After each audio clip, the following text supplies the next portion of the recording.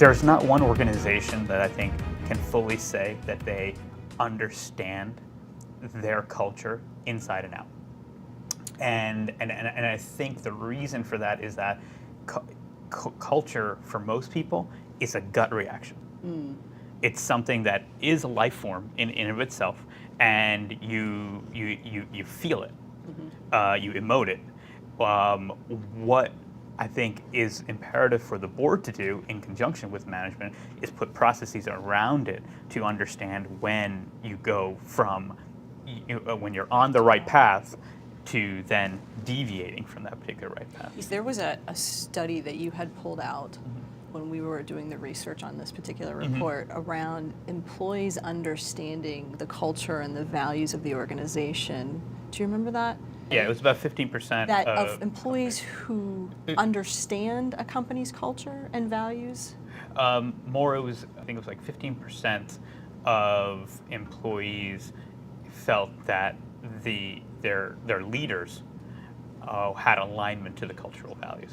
You see, and it's interesting because you talked about kind of culture being a gut feel, and when I think about how I would define culture, at a top-down level, culture is mission, vision, values, priorities. From a bottom-up perspective, culture is a collection of activities and choices, but it is the sum collection of how everybody in the organization acts every day. What choices do they make? I can do A or I can do B. If collectively we all choose A, then A is our culture.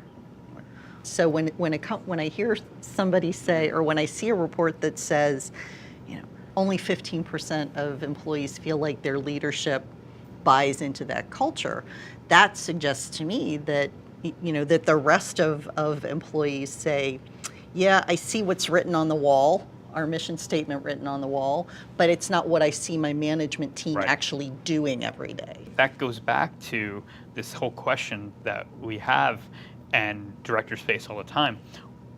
Is business strategy and achievement of results more or less important than culture and leadership development? Okay, so here's the third rail. How much do comp consultants make it worse by creating incentives that are focused on those results? There is such a push externally for metrics to be formulaic, so that A plus B equals C, so that they're understandable to shareholders and institutional investors and proxy advisory groups, that we've come to this full conclusion that it has to be revenue, or it has to be a P&L metric. It has to be P&L metric, so that I can say we achieved X, it fell at Y, therefore my payment was Z.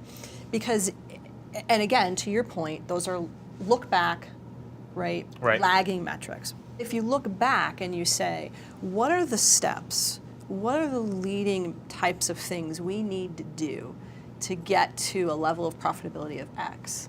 I call it the treasure map. If you follow the treasure map well enough, you'll find the milestones, you'll find the very specific objectives that are leading, not lagging, to help you get there to be able to be profitable.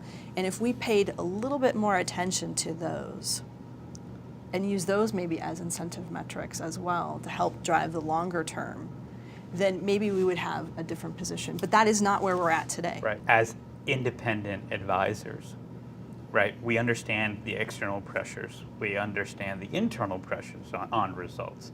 It is incumbent on us to push back on both of those and introduce some metrics around leadership development, linking it back to the cultural values of the organization. And we just didn't push back enough, where we went too much over to one side of the spectrum and essentially forgot about the human element of compensation design and how that actually can encourage the proper culture.